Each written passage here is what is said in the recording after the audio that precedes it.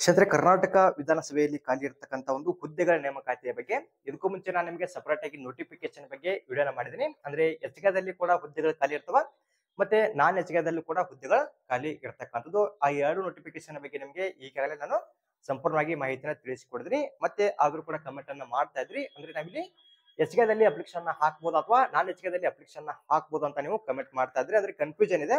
ಯಾವ ರೀತಿ ಕನ್ಫ್ಯೂಷನ್ ಅಂದ್ರೆ, ಇವಾಗ ಈ ಒಂದು ನೋಟಿಫಿಕೇಶನ್ ನೋಡ್ಕೊಂಡು ನೀವು ಇಲ್ಲಿ ಎಚ್ಕೆದವರು ನಾನ್ ಎಚ್ಕೆದಲ್ಲಿ ಅಪ್ಲಿಕೇಶನ್ ಹಾಕ್ಬೋದು ಅಂತ ಕಮೆಂಟ್ ಅನ್ನ ಮಾಡ್ತಾ ಇದ್ರಿ. ಮತ್ತೆ ಇಲ್ಲಿ ಇವಾಗ ನಾನ್ ಎಚ್ಕೆ ಒಂದು ಹುದ್ದೆಗಳ ನೋಟಿಫಿಕೇಶನ್ ತಗೊಂಡು ಅಲ್ಲಿ ಎಚ್ಕೆದಾರ್ ಕೂಡ ಅಪ್ಲಿಕೇಶನ್ ಹಾಕ್ಬೋದು. ಇದ್ರ ಬಗ್ಗೆ ನಿಮಗೆ ಒಂದು ಸ್ವಲ್ಪ ಕ್ಲಾರಿಫಿಕೇಶನ್ ಕೊಡ್ತೀನಿ. ಅದೇ ರೀತಿ ಒಂದು ವಿಡಿಯೋನ ಯಾರಾದ್ರೂ ಹೊಸದಾಗಿ ನೋಡ್ತಿದ್ರೆ ಸಬ್ಸ್ಕ್ರೈಬ್ ಮಾಡ್ಕೊಳ್ಳಿ. ಇವಾಗ ನಾನು ನಿಮಗೆ ಇದಕ್ಕೂ ಮುಂಚೆ ಹೇಳಿದ್ರೆ, ಈ ಒಂದು ನೋಟಿಫಿಕೇಶನ್ ಬಂದ್ಬಿಟ್ಟು ಕಲ್ಯಾಣ ಕರ್ನಾಟಕ ಪ್ರದೇಶದವರಿಗೆ ಅಥವಾ ಹೈದರಾಬಾದ್ ಕರ್ನಾಟಕದೊಂದಿಗೆ ಸಂಬಂಧಪಟ್ಟಂತ ಒಂದು ಸಪರೇಟ್ ಆಗಿರ್ತಕ್ಕಂಥ ನೋಟಿಫಿಕೇಶನ್ ಆಗಿರುತ್ತಾ. ಈ ಒಂದು ನೋಟಿಫಿಕೇಶನ್ ಅಲ್ಲಿ ಖಾಲಿ ಇರ್ತಕ್ಕಂಥ ನೀವು ಯಾವುದೇ ಒಂದು ಹುದ್ದೆಗೆ ಸಂಬಂಧಪಟ್ಟಂತೆ ಇಲ್ಲಿ ಅಪ್ಲಿಕೇಶನ್ ಹಾಕ್ಬೇಕಂದ್ರೆ ಎಚ್ಕೆದವ್ರು ಮಾತ್ರ ಅಪ್ಲಿಕೇಶನ್ ಹಾಕೋದಕ್ಕೆ ಸಾಧ್ಯ ಆಗತ್ತಾ. ಇಲ್ಲಿ ಮೇಲ್ಗಡೆ ಅವರು ಡೈರೆಕ್ಟ್ ಆಗಿ ಒಂದು ಮಾಹಿತಿಯನ್ನ ಕೊಟ್ಟಿರ್ತಾರೆ. ಕಲ್ಯಾಣ ಕರ್ನಾಟಕ ವೃಂದ ಅಂತ ಏನ್ ಕೊಟ್ಟಿರ್ತಾರಲ್ಲ, ಈ ಒಂದು ನೋಟಿಫಿಕೇಶನ್ ಅಲ್ಲಿ ಯಾವುದೇ ಒಂದು ಹುದ್ದೆ ಖಾಲಿ ಇರಲಿ, ಇಲ್ಲಿ ಕಲ್ಯಾಣ ಕರ್ನಾಟಕದವರು ಮಾತ್ರ ಅಪ್ಲಿಕೇಶನ್ ಹಾಕೋದಕ್ಕೆ ಅವಕಾಶ ಇರುತ್ತಾ. ಇನ್ನ ಇಲ್ಲಿ ಸಪರೇಟ್ ಆಗಿ ಅವರು ಇಲ್ಲಿ ಖಾಲಿ ಇರತಕ್ಕಂತ ಹುದ್ದೆಗಳು ಯಾವ ಇರ್ತವೆ, ಅದೇ ರೀತಿ ಕ್ವಾಲಿಫಿಕೇಶನ್, ವಯೋಮಿತಿ, ಸೆಲೆಕ್ಷನ್ ಪ್ರೋಸೆಸ್ ಮತ್ತು ಅದರ ಬಗ್ಗೆ ನಿಮಗೆ ಇದಕ್ಕೂ ಮುಂಚೆ ಆಲ್ರೆಡಿ ನಾನು ನೋಟಿಫಿಕೇಶನ್ ವಿಡಿಯೋದಲ್ಲಿ ಸಂಪೂರ್ಣವಾಗಿ ತಿಳಿಸಿಕೊಡ್ತೀನಿ. ಆ ಒಂದು ವಿಡಿಯೋಗಳನ್ನು ಕೂಡ ಈ ಒಂದು ವಿಡಿಯೋದ ಎಂಡ್ ಸ್ಕ್ರೀನ್ ಅಲ್ಲಿ ಕೊಟ್ಟಿರ್ತೀನಿ. ನೀವು ಯಾವ ಒಂದು ವೃಂದದಲ್ಲಿ ಖಾಲಿ ಇರತಕ್ಕಂತ ಹುದ್ದೆಗಳಿಗೆ ಸಂಬಂಧಪಟ್ಟಂತೆ ಅಪ್ಲಿಕೇಶನ್ ಹಾಕ್ತಾ ಇರ್ತೀರಿ, ಆ ಒಂದು ವೃಂದಕ್ಕೆ ಸಂಬಂಧಪಟ್ಟಂತ ನೋಟಿಫಿಕೇಶನ್ ಚೆಕ್ ಮಾಡ್ಕೊಂಡು ನೀವು ಈಸಿಯಾಗಿ ಅಪ್ಲಿಕೇಶನ್ ಹಾಕ್ಬೋದು. ಇನ್ನ ಅಪ್ಲಿಕೇಶನ್ ಫಾರಂ ಕೂಡ ಎಲ್ಲಿ ಸಿಗುತ್ತೆ ಅದರ ಬಗ್ಗೆ ಕೂಡ ಮಾಹಿತಿನ ತಿಳಿಸಿಕೊಡ್ತೀನಿ. ಇನ್ನ ಸಪರೇಟ್ ಆಗಿ ನೀವು ನೋಡಬಹುದು, ಇದು ಕಲ್ಯಾಣ ಕರ್ನಾಟಕ ವೃಂದಕ್ಕೆ ಸಂಬಂಧಪಟ್ಟಂತೆ ಟೋಟಲ್ ಆಗಿ ಇಲ್ಲಿ 13 ಹುದ್ದೆಗಳು ಖಾಲಿ ಇರ್ತವ. ಇನ್ನ ನಾನ್ ಎಚ್ಕೆ ಅಥವಾ ಎಚ್ಕೆ ಪ್ಲಸ್ ಎರಡು ಕೂಡ ಸೇರಿಸಿ ಇಲ್ಲಿ ಟೋಟಲ್ ಆಗಿ 24 ಹುದ್ದೆಗಳು ಖಾಲಿ ಇರ್ತವ. ಇಲ್ಲಿ ಮೊದಲಿಗೆ ನಿಮ್ಗೆ ಈಗ ಕಲ್ಯಾಣ ಕರ್ನಾಟಕ ವೃಂದಕ್ಕೆ ಸಂಬಂಧಪಟ್ಟಂತೆ ಮಾಹಿತಿಯನ್ನ ಹೇಳ್ತಾ ಇದ್ದೀನಿ. ಅಂದ್ರೆ ನೋಟಿಫಿಕೇಶನ್ ಸೇಮ್ ಇರುತ್ತಾ, ಆದ್ರೆ ಹುದ್ದೆಗಳನ್ನ ಅವರು ವೃಂದಕ್ಕೆ ಸಂಬಂಧಪಟ್ಟಂತೆ ಸಪರೇಟ್ ಆಗಿ ಇಲ್ಲಿ ಡಿವೈಡ್ ಮಾಡಿ ಕೊಟ್ಟಿದ್ದಾರೆ. ಇಲ್ಲಿ ಯಾವ ರೀತಿ ಅಂದ್ರೆ ಇಲ್ಲಿ ಕರೆಕ್ಟ್ ಆಗಿ ಚೆಕ್ ಮಾಡ್ಕೋಬೇಕು. ಇದೆಲ್ಲವೂ ಕೂಡ ಹೈದರಾಬಾದ್ ಕರ್ನಾಟಕ ವೃಂದಕ್ಕೆ ಸಂಬಂಧಪಟ್ಟಂತ ಒಂದು ಹುದ್ದೆಗಳು ಆಗಿರ್ತವ. ಇದಕ್ಕೂ ಮುಂಚೆ ನಿಮಗೆ ಸಂಪೂರ್ಣವಾದ ಮಾಹಿತಿನ ತಿಳಿಸಿಕೊಡಿದ್ರೆ, ಇಲ್ಲಿ ನೀವು ಒಂದು ಅಪ್ಲಿಕೇಶನ್ ಫಾರಂ ಬಂದ್ಬಿಟ್ಟು ಎಲ್ಲಿ ಸಿಗುತ್ತೆ ಅಂತ ಕಮೆಂಟ್ ಅನ್ನ ಮಾಡ್ತಾ ಇದ್ರೆ, ಅದಕ್ಕೋಸ್ಕರ ನಿಮಗೆ ಒಂದು ಅಪ್ಲಿಕೇಶನ್ ಫಾರಂ ಬಂದ್ಬಿಟ್ಟು ಎಲ್ಲಿ ಸಿಗುತ್ತೆ ಅಂದ್ರೆ ನೋಡಿ, ಅರ್ಜಿ ನಮೂನೆಯು ಸರ್ಕಾರಿ ಮುದ್ರಣಾಲಯದಲ್ಲಿ ದೊರೆಯುವುದು ಅಂತ ಕೊಟ್ಟಿರ್ತಾರ. ಇವಾಗ ಇಲ್ಲಿ ಸರ್ಕಾರಿ ಮುದ್ರಣಾಲಯಗಳು ಎಲ್ಲಿ ಇರ್ತಾವಲ್ಲ, ಅಲ್ಲಿ ನೀವು ಒಂದು ಅಪ್ಲಿಕೇಶನ್ ಫಾರಂ ನ ತಗೊಂಡು ಅದನ್ನ ಕರೆಕ್ಟ್ ಆಗಿ ನೀಟ್ನೆಸ್ ಆಗಿ ಫಿಲ್ಅಪ್ ಮಾಡ್ಕೊಂಡು ನಿಮ್ಗೆ ಸಂಬಂಧಪಡ್ತಕ್ಕಂತ ಒಂದು ಡಾಕ್ಯುಮೆಂಟ್ಸ್ ಮತ್ತು ಆ ಒಂದು ಹುದ್ದೆಗೆ ಬೇಕಾಗಿರ್ತಕ್ಕಂಥ ಕ್ವಾಲಿಫಿಕೇಶನ್ ಡಾಕ್ಯುಮೆಂಟ್ಸ್ ಗಳನ್ನ ಒಂದ್ಸಲ ಜೆರಾಕ್ಸ್ ಮಾಡಿಸ್ಕೊಂಡು ಅಟ್ಯಾಚ್ ಮಾಡ್ಕೊಂಡು ಈಸಿಯಾಗಿ ಅಪ್ಲಿಕೇಶನ್ ಹಾಕ್ಬೋದು. ಇದು ಅಪ್ಲಿಕೇಶನ್ ಫಾರಂ ಬಗ್ಗೆ ಆಯ್ತು. ಇನ್ನು ಇಲ್ಲಿ ನಾನ್ ಎಚ್ಕೆದಲ್ಲಿ ಖಾಲಿ ಇರ್ತಕ್ಕಂಥ ಹುದ್ದೆಗಳ ಬಗ್ಗೆ ಮಾಹಿತಿಯನ್ನ ನೋಡ್ತಗೋಣ. ಇದು ಎಚ್ಕೆದಲ್ಲಿ ಖಾಲಿ ಇರ್ತಕ್ಕಂಥ ಹುದ್ದೆಗಳಾಗಿರ್ತವ. ಇಲ್ಲಿ ಈ ಒಂದು 13 ಹುದ್ದೆಗಳಿಗೆ ಸಂಬಂಧಪಟ್ಟಂತೆ ಏನು ನೋಟಿಫಿಕೇಶನ್ ವಿಡಿಯೋ ಮಾಡಿದೀನಿ, ಆ ಒಂದು ಹುದ್ದೆಗಳಿಗೆ ಸಂಬಂಧಪಟ್ಟಂತೆ ಇಲ್ಲಿ ಹೈದರಾಬಾದ್ ಕರ್ನಾಟಕ ವೃಂದದವರು ಮಾತ್ರ ಅಪ್ಲಿಕೇಶನ್ ಹಾಕುವುದಕ್ಕೆ ಅವಕಾಶ ಇರುತ್ತೆ.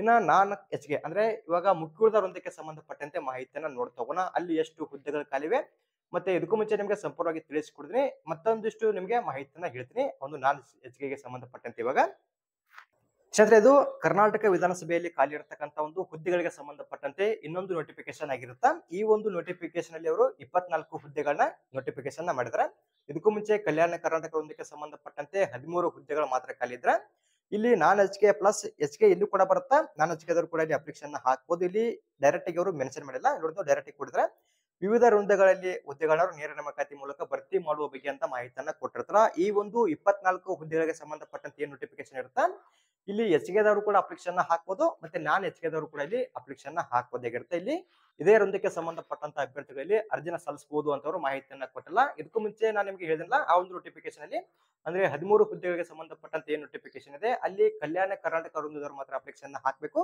ಇಲ್ಲಿ ಟೋಟಲ್ ಆಗಿ 24 ಹುದ್ದೆಗಳನ್ನ ಕೊಟ್ಟಿರ್ತಾರ. ಇಲ್ಲಿ ಎಚ್ಕೆದವರು ಕೂಡ ಅಪ್ಲಿಕೇಶನ್ ಹಾಕ್ಬೋದು, ಮತ್ತೆ ನಾನ್ ಎಚ್ಕೆದವರು ಕೂಡ ಇಲ್ಲಿ ಅಪ್ಲಿಕೇಶನ್ ಹಾಕ್ಬೋದಾಗಿರುತ್ತೆ. ಇಲ್ಲಿ ಮೇಲ್ಗಡೆ ಕೂಡ ಅವರು ಡೈರೆಕ್ಟ್ ಆಗಿ ಮೆನ್ಷನ್ ಮಾಡಿರ್ತಾರೆ. ಕರ್ನಾಟಕ ವಿಧಾನಸಭೆ ಸಚಿವಾಲಯದಲ್ಲಿ ಮಾತೃ ವೃಂದದಲ್ಲಿನ ವಿವಿಧ ವೃಂದಗಳ ಹುದ್ದೆಗಳನ್ನ ನೇರ ನೇಮಕಾತಿಯ ಮೂಲಕ ಭರ್ತಿ ಮಾಡುವ ಬಗ್ಗೆ ಅಂತ ಕೊಟ್ಟಿದ್ದಾರೆ.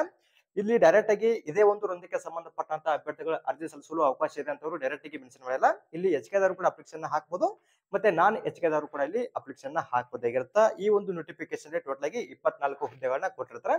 ಇದಕ್ಕೂ ಮುಂಚೆ ನಿಮಗೆ ಇಲ್ಲಿ ಯಾವ ರೀತಿ ಆದಂತಹ ಹುದ್ದೆಗಳು ಖಾಲಿವೆ, ಮತ್ತೆ ಅರ್ಜಿನ ಸಲ್ಲಿಸೋದಕ್ಕೆ ಯಾವ ರೀತಿ ಕ್ವಾಲಿಫಿಕೇಶನ್ ಆಗಿರಬೇಕು, ಮತ್ತೆ ಅಪ್ಲಿಕೇಶನ್ ಫಾರ್ಮ್ ಅಲ್ಲಿ ಸಿಗುತ್ತಾ, ಅದರ ಬಗ್ಗೆ ಕೂಡ ಮತ್ತಷ್ಟು ನಿಮಗೆ ವಿವರವಾಗಿ ನಾನು ಆ ಒಂದು ವಿಡಿಯೋದಲ್ಲಿ ಹೇಳಿದ್ದೀನಿ. ಆ ಎರಡು ವಿಡಿಯೋಗಳನ್ನು ಕೂಡ ಈ ಒಂದು ವಿಡಿಯೋದ ಎಂಡ್ ಸ್ಕ್ರೀನ್ ಅಲ್ಲಿ ಕೊಟ್ಟಿರ್ತೀನಿ. ನೀವು ಇಲ್ಲಿ ಯಾವ ಒಂದು ವೃಂದದಲ್ಲಿ ಖಾಲಿ ಇರತಕ್ಕಂತ ಹುದ್ದೆಗಳಿಗೆ ಸಂಬಂಧಪಟ್ಟಂತೆ ಅರ್ಜಿನ ಸಲ್ಲಿಸಬೇಕಂತ ಅನ್ಕೊಂಡಿರ್ತೀರಿ, ಆ ಒಂದು ವೃಂದಕ್ಕೆ ಸಂಬಂಧಪಟ್ಟಂತ ನೋಟಿಫಿಕೇಶನ್ ಚೆಕ್ ಮಾಡ್ಕೊಂಡು ಇಲ್ಲಿ ಈಸಿಯಾಗಿ ಅಪ್ಲಿಕೇಶನ್ ಹಾಕ್ಬೋದು. ನಿಮ್ಗೆ ಏನಾದ್ರು ಡೌಟ್ ಇದ್ರ ಈ ಒಂದು ಎರಡು ನೋಟಿಫಿಕೇಶನ್ ಕೂಡ ನಮ್ಮ ಟೆಲಿಗ್ರಾಮ್ ಗ್ರೂಪ್ ಅಲ್ಲಿ ಕೊಟ್ಟಿರ್ತಾನೆ. ಈ ಒಂದು ನೋಟಿಫಿಕೇಶನ್ ಅಲ್ಲಿ ಕೊಟ್ಟಿರ್ತಕ್ಕಂಥ ಮಾಹಿತಿಯನ್ನು ಕೂಡ ನೀವು ಚೆಕ್ ಮಾಡ್ಕೊಂಡು ಈಜಿಯಾಗಿ ಅಪ್ಲಿಕೇಶನ್ ಹಾಕಬಹುದಾಗಿರುತ್ತೆ. ಇನ್ನೊಂದು ಫಾರಂ ಎಲ್ಲಿ ಸಿಗುತ್ತೆ ಅಂತ ಮತ್ತೊಂದು ಸಾರಿ ನಿಮಗೆ ತಿಳಿಸ್ಕೊಡ್ತೀನಿ. ಇಲ್ಲಿ ಕೂಡ ಅವರು ಆ ಒಂದು ಫಾರಂ ಬಂದ್ಬಿಟ್ಟು ಎಲ್ಲಿ ಸಿಗುತ್ತೆ ಅಂತ ಒಂದು ವಿಳಾಸವನ್ನು ಕೂಡ ಕೊಟ್ಟಿರ್ತಾರ. ಇಲ್ಲಿ ಯಾವ ಒಂದು ವಿಳಾಸದಲ್ಲಿ ಸಿಗುತ್ತೆ ಅಂತ ಕೊಟ್ಟಿಲ್ಲ, ಡೈರೆಕ್ಟ್ ಆಗಿ ಅವರು ಬಟ್ ಅಲ್ಲಿ ಎಲ್ಲಿ ಸಿಗುತ್ತೆ ಒಂದು ಅಪ್ಲಿಕೇಶನ್ ಫಾರಂ ಅಂತ ಕೊಟ್ಟಿರ್ತಾರ. ನೋಡಿ ನೀವು ಇಲ್ಲೂ ಕೂಡ ಸೇಮ್ ರೀತಿ ಮಾಹಿತಿಯನ್ನ ಕೊಟ್ಟಿದ್ದಾರೆ. ಅರ್ಜಿ ನಮೂನೆಯು ಸರ್ಕಾರಿ ಮುದ್ರಣಾಲಯದಲ್ಲಿ ದೊರೆಯುವುದು ಅಂತ ಕೊಟ್ಟಿದ್ದಾರೆ. ಇಲ್ಲೂ ಕೂಡ ಸೇಮ್ ರೀತಿ ಸರ್ಕಾರಿ ಮುದ್ರಣಾಲಯದಲ್ಲಿ ಈ ಒಂದು ಅರ್ಜಿ ನಮೂನೆ ಸಿಗುತ್ತಾ, ಆ ಒಂದು ಅರ್ಜಿ ನಮೂನೆಯನ್ನು ತೆಗೆದುಕೊಂಡು ನೀವು ಇಲ್ಲಿ ಒಂದು ಫಾರಂ ಅನ್ನ ಭರ್ತಿ ಮಾಡಿ ನಿಮ್ಮ ಡಾಕ್ಯುಮೆಂಟ್ಸ್ ಗಳನ್ನ ಅಟ್ಯಾಚ್ ಮಾಡ್ಕೊಂಡು ಇಲ್ಲಿ ಈಸಿಯಾಗಿ ಅಪ್ಲಿಕೇಶನ್ ಹಾಕಬೇಕು. ಇಲ್ಲಿ ಮೇನ್ ಆಗಿ ನಿಮ್ಮ ಏನ್ ಡಾಕ್ಯುಮೆಂಟ್ಸ್ ಇರ್ತಾವಲ್ಲ ಆ ಒಂದು ಹುದ್ದೆಗೆ ಸಂಬಂಧಪಟ್ಟಂತೆ ರಿಲೇಟೆಡ್ ಆಗಿ ಡಾಕ್ಯುಮೆಂಟ್ಸ್ ಗಳನ್ನ ಅಟ್ಯಾಚ್ ಮಾಡ್ತಾ ಇರ್ತಾರಲ್ಲ, ಪ್ರತಿಯೊಂದು ಕೂಡ ಜೆರಾಕ್ಸ್ ಮಾಡಿಸ್ಕೊಂಡು ನೀವು ಇಲ್ಲಿ ಅಟ್ಯಾಚ್ ಮಾಡಬೇಕಾಗತ್ತ. ಪ್ರತಿಯೊಂದು ಕೂಡ ಜೆರಾಕ್ಸ್ ಅನ್ನ ಅಟ್ಯಾಚ್ ಮಾಡ್ಕೋಬೇಕು. ಇನ್ನ ಒರಿಜಿನಲ್ ಆಗಿ ಯಾವುದೇ ಒಂದು ಡಾಕ್ಯುಮೆಂಟ್ಸ್ ಗಳನ್ನ ಅಟ್ಯಾಚ್ ಮಾಡೋದಕ್ಕೆ ಹೋಗಬೇಡಿ.